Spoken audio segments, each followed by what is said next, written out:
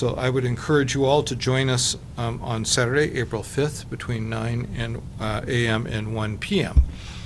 Secondly, we announced last week a proposal that we will send to Council asking for additional funding to truly create an Office of Immigration and Refugee Assistance. To date, it really has only been 2 people. It's had a very tiny budget, not enough to really make an impact on these issues. The proposal that we are sending down will ask for additional staff, will focus on things such as English as a second language, assisting our businesses, which are immigrant-owned businesses in the city, looking at how the city delivers its own services when it comes to language, among other things. And we can give you more details on that as well. So those are 2 issues I wanted to highlight. And now I'd love to open it up to questions from all of you. Yes? So you've touched on a lot of subjects. And we know that immigrants start new business in Seattle twice the number as those who were born in this country. So they're immigrant-owned businesses are one of the job engines of this city. We understand that. We also understand that we have to do a better job of understanding what it is that those businesses need from this city so that we can assist them to succeed. There was something like in the Rainier Valley alone, roughly 3,000 businesses opened in a period of time. Was it a year? It was very high. So there's obviously something that we as a city are not getting right. When people open businesses, we want businesses to stay open. So that's a challenge. In relation to the $15 minimum wage, as you know, I put together a task force of business owners, of labor leaders, and of nonprofit organizations. And that task force is looking at how can we raise the minimum wage, but do it in a way that does not hurt business. How do we help employees and at the same time not hurt businesses, especially small businesses, again, with the greatest number of small businesses being found by immigrants. So we will come up with a recommendation that I believe can be either phased in or look at other things that we can do so that our smallest businesses are not negatively impacted. Having said that, we also know that over time, if you raise the minimum wage, we can drop the poverty rate in Seattle from 13% to 9%. That means that people who are currently living in poverty will have the ability to actually shop in a way they weren't able to shop before. It's a very delicate issue, and we're committed to working with small business. There are small business representatives on the minimum wage task force. And so we look forward to this discussion going forward. So when you mean the streetcar, yeah. So, you know, there was mitigation money identified during the construction period. We can certainly look as the streetcar gets up and running if there's a need for additional mitigation money. I have to admit, I don't know the current status of whether the mitigation money that was identified has all been used up at this point, but I'll clarify that for you. And we're more than happy to talk to the businesses in Chinatown International District about if there's a need for more resources to mitigate the construction of the streetcar. Once the streetcar is up and running, I think it by itself will produce more customers as people have an easier way to move from Capitol Hill, First Hill, Pioneer Square into Chinatown International District. It's actually something that we are proud of. And you said one in 5 of Seattle residents are foreign-born.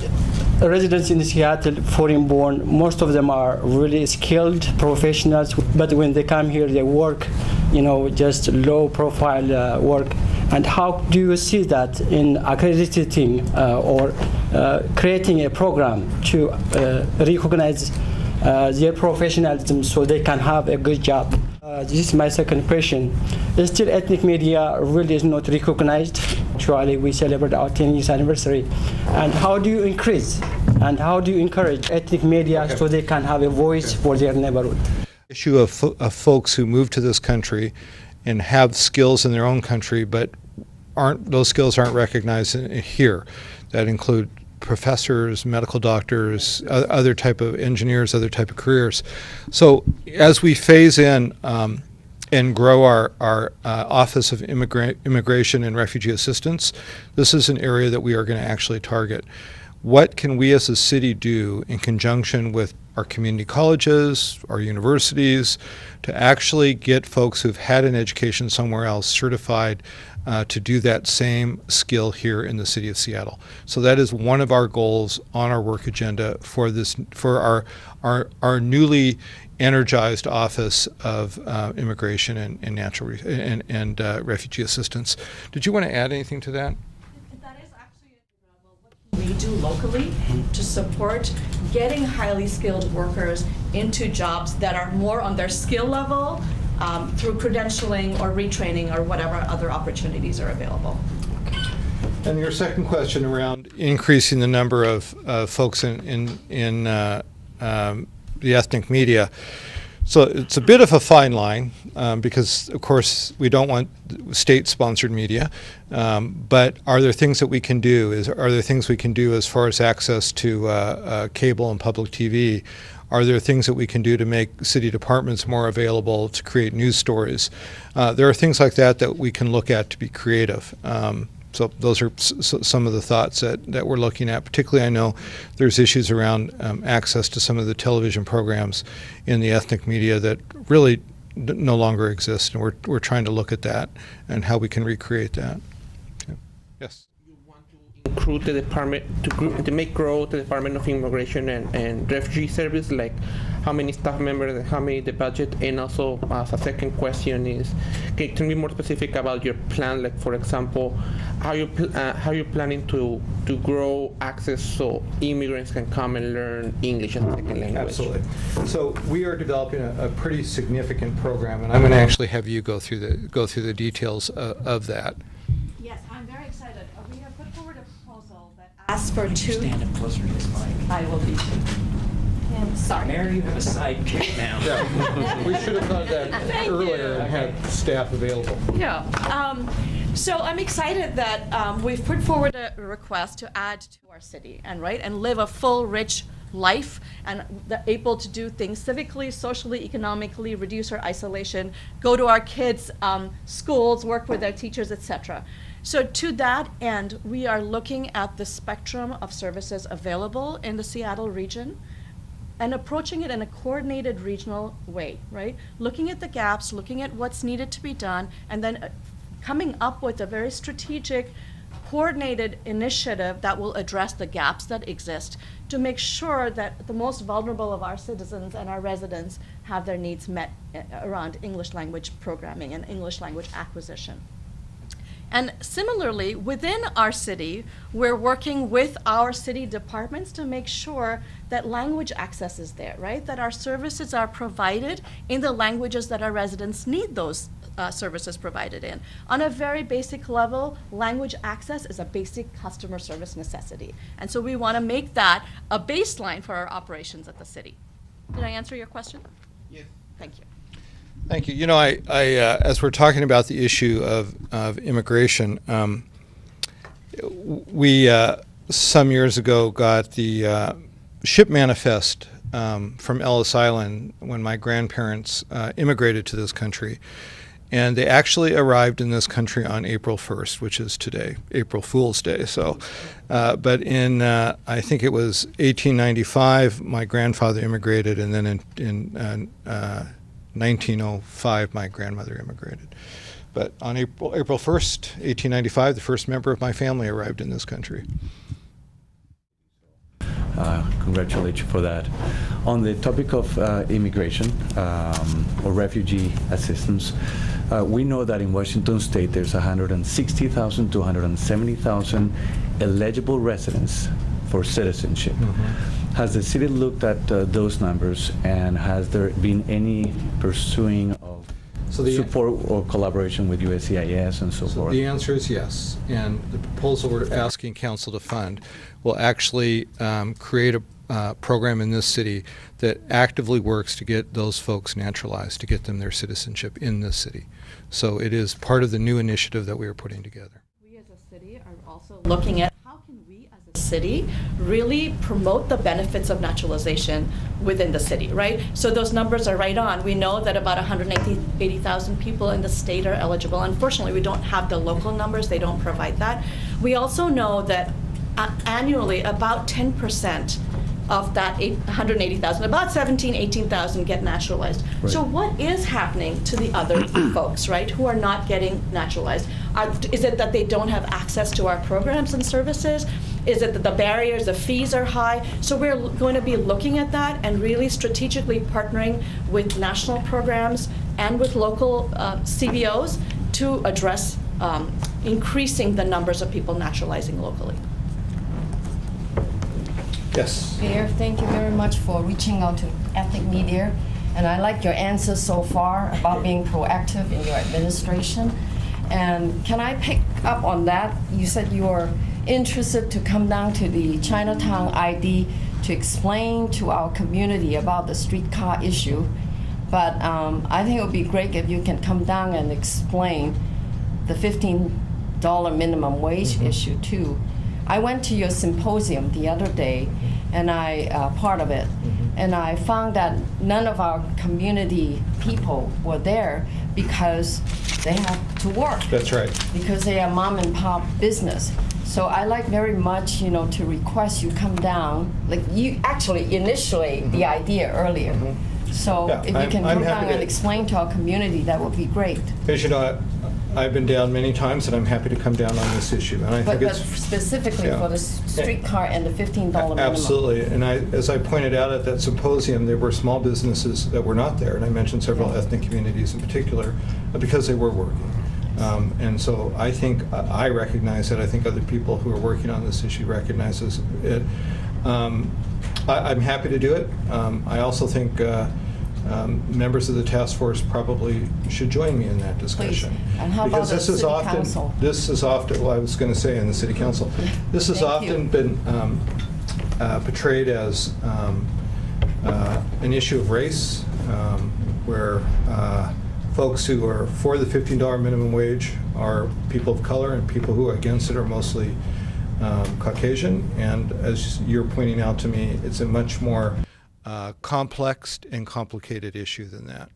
Can I work with your staff? We definitely, And then yeah. hopefully all the ethnic media can show Sure, up too. absolutely. Okay, great. Yes. Oh, Thank you. This is Andrea from AAT TV. Mayor Murray, I know as one of your agenda as mayor is some very ambitious technology vision and to a plan for a citywide, city-owned broadband network. So what is the current status of this vision and the areas of focus? Thank you for that question. First of all, there was an article in one of the papers yesterday that said I was supporting lifting a rule on CenturyLink, and I have not made that decision, so I want to reassure people about that. What I did say is, should we make it easier for CenturyLink? Should we make it easier for other companies to come in? Should we create a public option so that we can reach those who are unserved or underserved by broadband and other technologies?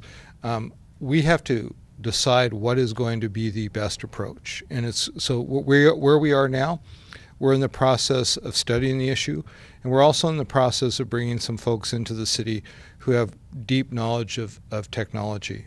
We are behind other major cities in the technology that this city uses and the technology it provides to its citizens. Today, I can't tell you what the answer is going to be, but we have to find one that provides it to every citizen and provides it at a reasonable cost. And it's going to take some time to do this. There were 2 attempts in the last administration, first with Comcast and then with Gigabit, and both of those failed. So we know we have a big challenge ahead of us. like a task force to help minorities get more interested in the vote, or to make them more civil active, and also just an effort to bring more closeness to the police department with the minorities. I just want to know if that plan is still in play, or it has changed in any way. So I'm not sure which plan you're referring to. So I have to. So I'm not sure. I believe it's said it was trying to make the minorities more civil oriented because they were not going to vote, Right. even though they were naturalized. And so there was that task force created to see what they can do to help more the vote. The voting rights. Yes. So, did you mention something about the police, though? or- You know, it's because on the same conference they were showing like the podcast Yeah. with other language, so the police department can help communicate with other with people who didn't speak English. We are actively involved in, and will remain leaders as a city in the issue of expanding voting rights and fighting against any attempt to restrict easy access to the ballot. And I'm committed to it. This city is committed to it. And it's just very key. And it's a national issue as well as a local issue. It's an issue that where I believe there's an effort on the part of some on the far right to disenfranchise people who have voting rights based on language, based on color, and anything we can do to push back against that and expand the ability of people to vote and vote easily, the city is committed to. On the issue of police, we received a letter last week from the Department of Justice, which is the first time the Department of Justice has indicated that we are making progress on police reform. Issues related to biased policing, use of force. We have a long ways to go, but we're seeing the first indication that some of the things we've done since January are making a difference. We now have, since I became mayor, the most diverse command staff in the city's history, both racially and gender. We have the most diverse captains of our precinct since in the city's history. And when I appointed Harry Bailey interim chief, that makes him chief, he's the first African American to serve in that position.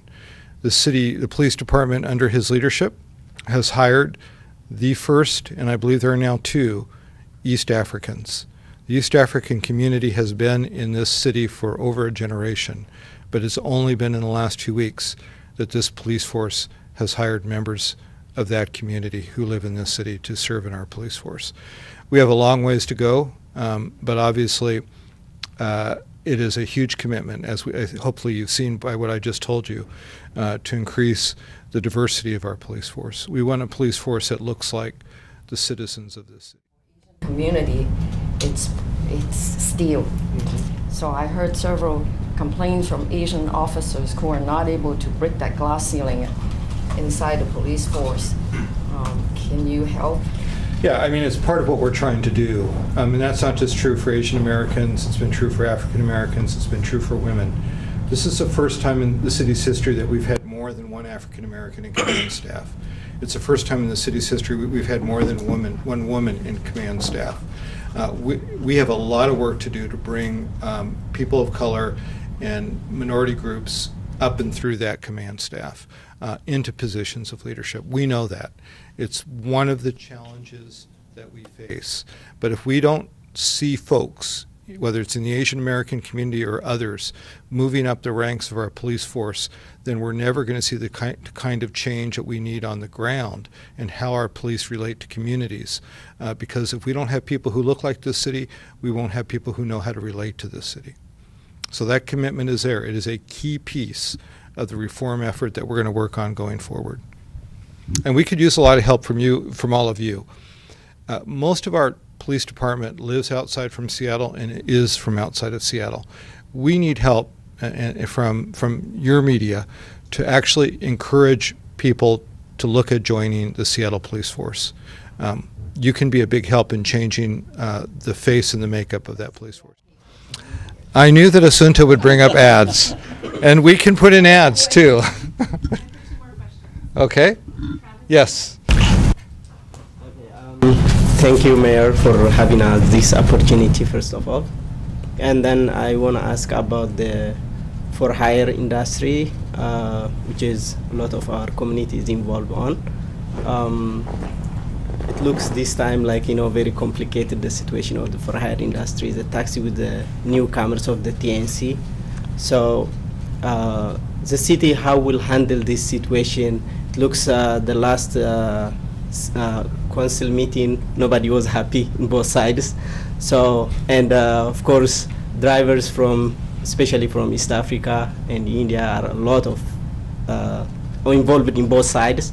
So how will the city will handle this situation? Eventually, how will be the taxi industry, and who gonna own the licenses on the TNCs, the drivers or the TNC companies? So the council action I view as a short-term measure, a stopgap measure. It addressed some issues but left many issues unaddressed. When it comes to our taxis, we as a city have created a very highly regulated monopoly. It's expensive to get one of those medallions. We've had very few, it's been years since we've had new license issues. We regulate everything from the level of insurance to what folks wear in a taxi. I think to make taxis more competitive, we need to look at ways to deregulate taxis. We want taxis to carry insurance, but we require our taxis to carry the highest insurance in the nation for the most part. So I think one of the things we do is we look at the deregulation, reducing the costs on taxis. On flat rates, as you know, I've supported hailing rights for those. On the TNCs, so the key thing is that they now have to carry insurance, and they have to carry insurance at a level that will actually create a safety. I also believe that we need to regulate the equipment they drive. Is the car safe? Is the automobile safe? And we have to have background checks on the drivers to make sure that they are safe drivers. That will begin to level this playing field, but you also asked a question about who will have the license. We don't know the answer of that yet, but we've taken this into the mayor's office. This discussion, as you know, went to council before I became mayor, and we are going to send legislation back to the council. We're going to work with the taxi drivers, we're going to work with the flat rate folks, we're going to work with the TNCs, and we're going to work our way through a very complex series of issues. It's very hard for taxis to compete and create an innovative app when they have to go through the same call system that other taxis have to go through, and TNCs don't have to do that. So there's just a whole series of technical questions that we have to answer as well. And I don't know if people will be happy in the end. Maybe they'll be a little happier. But I expect that this issue is going to be one that we're going to have to struggle with for some time. I also believe, and I've said it before, the market is changing, and we can't ignore that. Technology has changed so many things in our lives. At the same time, we are the ones, the city, who highly regulated taxis. We owe it to the families, mostly immigrant families, who've made their income off the cabs, that we proceed in a way that doesn't wipe them out. Next question. Travis, and then we'll go back. The complexity of the $15 minimum wage debate, and especially in regards to the perceived racial divisions. I was wondering if you could speak on this specific example that's been brought up in the community that I think sums up well the immediate fears that there are to raising the minimum wage. And the example is that if the minimum wage is raised and a business owner has to let someone go, will they let go the non-English speaking first language English speaker, or will they keep the other person? And that's sort of the fear in that example that's brought up. Could you speak on that? And I think if we raise the minimum wage too high too fast, that's exactly what will happen. And what worries me is we hear a lot of concern about the wait staff, and we should, but I'm just as concerned about people at the back of the house, the dishwashers, who often are the most recently arrived people in this country, who often have some of the biggest language challenges. So that's why I believe that we need to do this, and we need to do this smart. And we need to understand that there are people in this community, immigrants and immigrant-owned businesses, who are concerned about how we proceed with the $15 minimum wage, because it's been portrayed as somewhat differently in the mainstream press. So that will happen if we don't do this right. Someone will lose their job, because a restaurant, and most restaurants, I realize make a lot of money, but most restaurants operate on the margin. And a 60% hike in what they would pay people all at once is far higher than their probably 4 to 8% margin in a small restaurant in a neighborhood. Maybe 2%. You're absolutely right. Yeah, you're absolutely right. So I'd promise, Gustavo. Oh, you haven't asked a question. So Go ahead. Well, my question is simple. My name is Harry Inamoto. I'm with the North American Post. Thank you for inviting us today. I really appreciate it. Speaking of minimum wage, I'm sure you folks running a lot of economic analysis and running statistics models, stuff like that. Where do we get those resources and details? Sure, there are two. My previous life is economic analysis, Okay.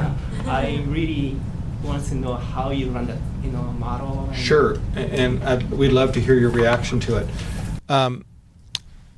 There are two studies that we commissioned, one done by the University of California in Berkeley, and the other done by the University of Washington. Both those studies are available and are on the website. I'm just drawing a blank on which website. But for the public that's watching, so you can find the links to the studies on the minimum wage on my blog, and we'll make sure there's a link at the main city website as well. And please look at those and let us know what you think. We'll let you go last, Gustavo. Just wanted to know what's the landscape for small businesses or minority in terms of the city, having more open to have their procurement departments reaching out to those smaller businesses, and what would they have to do? So how is the landscape for the city for those businesses today? Well, this ties into the whole issue of women and minority-owned businesses and how we as a city work with those businesses. And we have a program that's existed in Seattle. We're about to next week talk about how we expand that program. So currently there are ways for both the city to reach out to those businesses and for those businesses to contact us, and we'll be expanding that program. We'll have a press conference on that. Room for improvement. We have quite a bit of room for improvement. Yeah, there are connections. It's a changing landscape, new emerging immigrant communities, and we need to catch up to that. So, okay, you get the last one. I just want to ask, actually, as I was raising that question about the ethnic media, is there any way to encourage the ethnic media, like funds? Because we are community-based, and we have, hard time on budget. So, is there any way the city to encourage the ethnic media, and then? So, we need to explore that. There are ways sometimes to help community newspapers, neighborhood newspapers, but there's also some First Amendment issues here around freedom of speech and not actually, owning. There's some significant issues that it doesn't look like we're trying to buy your support, both constitutionally and just the appearance of it. Can city departments buy ads if there's an issue that's pertinent to your community or to the neighborhood that you do a lot of work in? Yes. Are there other things like that? Yes. Are there access issues that we can create through cable or television? Yes. Actual cash transactions, I think there's some significant First Amendment issues we'd have to explore. So I want to thank you all again, but I'd like to go through an exercise since this is also on TVW. I would wonder if, and I should have done this in the beginning, if you would all just quickly identify yourself, the name of your who you represent, and also what communities, what immigrant communities you represent, or minority communities in Seattle. Why don't we begin? We are in Japanese American and also Japanese community and newspaper. Great. And Shiho Sasaki from the North American Post with him too. Okay. My name is Gustavo Montoya, I represent El Mundo, running in 16 counties for the last 26 years. Thank you. So what group, what Latino groups? The Latino community? In general? In general. Okay.